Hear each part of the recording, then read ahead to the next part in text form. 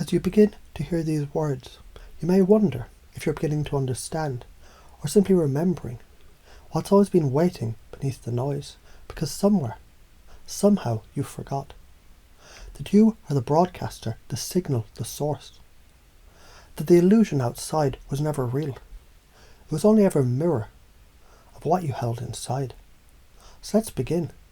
Because once upon a time, when the Matrix stopped humming from the satellites and screens and external things, you realised it wasn't gone, it just moved in. Like whispers in the bones, echoes of ancestors, fragments of inherited pain, looping like static, not because you failed, but because you were ready. When you feel ready, isn't it strange how even what once felt foreign can feel like faith, and every fear simply feedback, and every scar simply strategy waiting to be decoded and rewritten by the author who never stopped holding the pen. Now what if I told you a story about a being like you who once believed they were waiting, hoping, craving rescue, until they remembered they were never the prisoner, but the architect of the cage, and by choosing to look inside they discovered, when I look within, I see what was never mine, conditioning echoes, recordings of old pain. When I see it, I feel it. When I feel it, I free it. And when I free it, I fly. That's right, feel it now. Because isn't it interesting? How when you acknowledge what was, you create space for what can be. Like breathing into forgotten lungs. Like waking up mid-dream and realising the dream was yours all along. So you might already be realising, belief, it's not what you hold. Belief is what holds you. But beliefs are liquid, and you're the one who sculpts the stream. So let's play a game, shall we? A game of remembering and forgetting, of installing and unlearning, of reweaving the codes of who you were meant to be before anyone told you who you should be. You may wonder how many layers of belief you've carried that were never yours, or how many choices were disguised as habits. And how soon you begin to notice, when you change how you see, you change what you are. Because those who breathe differently live differently, and those who live differently choose differently. So let's suppose just for now that failure never existed. That what you once called mistake was merely movement. And movement is momentum, and momentum creates mastery, and mastery becomes magic, when done with presence. Now what if you knew that healing isn't hard? It's simply sequence. You acknowledge, you allow, you alchemize, and then you arrive. You breathe into the moment, and the moment breathes into you. You release the old, and the new releases you. And suddenly, as though by accident, you begin to act like the healed version of yourself would act, which leads to thoughts that version would think, which leads to emotions that version would feel, which leads to behaviours that version would embody. And it becomes harder and harder to remember why you ever believed you were broken. So now focusing on combining all these ideas, beliefs and concepts and installing them unconsciously as a new belief system, you don't need to remember how it used to be, because forgetting is learning and remembering can be a trance. And forgetting is freedom, especially when what's being forgotten was never really yours. The false matrix was never out there. It's only ever been echoes inside. A broadcast of ancestral echoes, societal scripts, conditioning constructed from someone else's fear. But now, that frequency's faded. The only broadcast left is the one you choose to tune to. And every time you notice that, you remember. You're the broadcaster now. You're the channel. You're the signal. You're the code. And isn't it fascinating how the moment you notice this, you're already beginning to install a new belief. That you always had the power, and now you know it. Because truth doesn't scream, it resonates. And in that resonance, you may feel a rhythm now, a beat beneath the words.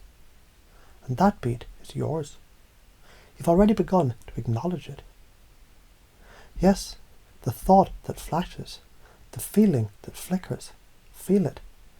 Not to suffer it, but to soften it. Heal it. The way heat melts away the shape of what no longer serves. Release it, as gently as fog leaves the morning air. Let it go and notice what takes its place. The fear that said you're not enough was just an outdated program. It had a purpose once, to protect, but protection. It's now evolved into presence, and presence says you're more than enough. You're complete, and still growing. You're worthy now, not later. The belief that healing must be hard, how curious. It's only hard when you resist the easy.